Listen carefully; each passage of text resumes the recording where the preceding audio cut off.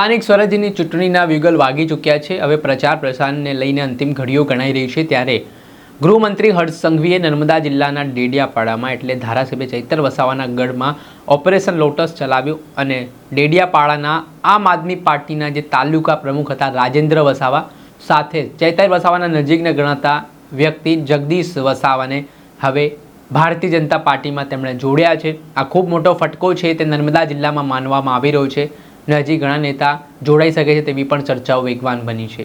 ત્યારે શું આ નારાજગી હોઈ શકે છે, વિગતે વાત કરીએ। વૈષ્ણવજન તો તેને કહીએ જે પીડ પરાઈ જાનાને રે। નમસ્કાર દર્શક મિત્રો, નવજીવન ન્યૂઝમાં આપનું સ્વાગત છે। હું છું ફૈઝાન।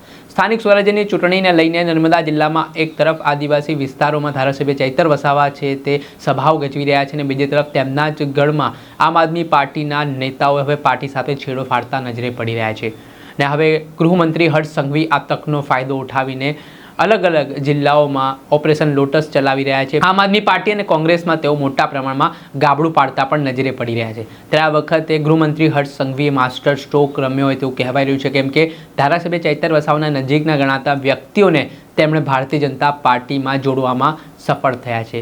ગઈકાલે ગૃહમંત્રી હર્ષ સંઘવી ડેડિયાપાડા પહોંચ્યા હતા, જ્યાં તેમણે સભા ગજવી હતી।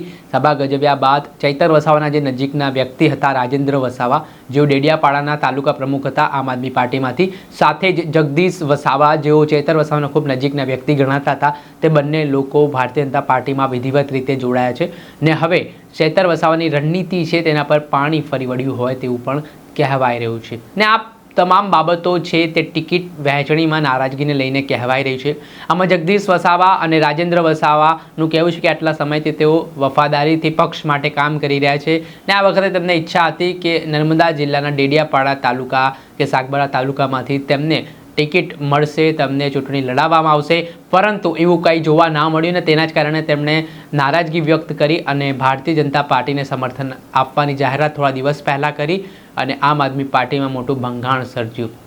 ત્યારે આ તકને લઈને પણ ગૃહમંત્રી હર્ષ સંઘવીએ જે રીતે સ્થાનિક સ્વરાજ્યની ચૂંટણી ગુજરાતની સેમિફાઇનલ માનવામાં આવી રહી છે, ત્યારે ચૈતર વસાવાના ગઢમાં જેટલું ગાબડું પાડી શકાય તેટલું ગાબડું પાડવાની તેમણે તૈયારીઓ હાજરી છે ને ખાસ કરીને છેલ્લા થોડાક સમયથી આપ જુઓ તો ગૃહમંત્રી હર્ષ સંઘવી આદિવાસી વિસ્તારોમાં સતત સભાઓ કરી રહ્યા છે, પ્રવાસો કરી રહ્યા છે ને આદિવાસી વિસ્તાર ભારતીય જનતા પાર્ટી તરફી વધુ મજબૂત બને તેવા પ્રયાસો તેમના દ્વારા હાથ ધરવામાં આવ્યા છે અને તેના જ ભાગરૂપે જે છેલ્લા થોડાક સમયથી ધારાસભ્ય ચૈતર વસાવાની આદિવાસી વિસ્તારોમાં લોકપ્રિયતા દિવસે ને દિવસે વધતી જતી હતી, હવે ત્યાં ક્યાંક ને ક્યાંક તેના પર પૂર્ણ વિરામ લાગ્યો હોય તેવું કહેવાય રહ્યું છે, કેમ કે હવે ધારાસભ્યના નજીકના માણસો હવે તેમનાથી દૂર થતા હોય, નારાજ થઈને રાજીનામું આપીને ભાજપને સમર્થન કરતા હોય તો પછી આવનારા સમયમાં હવે ડેડિયાપાડામાં પણ એક મોટા પડકારો છે તે ઊભા થાય તો નવાઈ નહીં। ત્યારે જોવાનું રહ્યું કે હજી પણ કેટલાક નેતાઓ છે તે નારાજ હોવાની વાત ચર્ચાઈ રહી છે।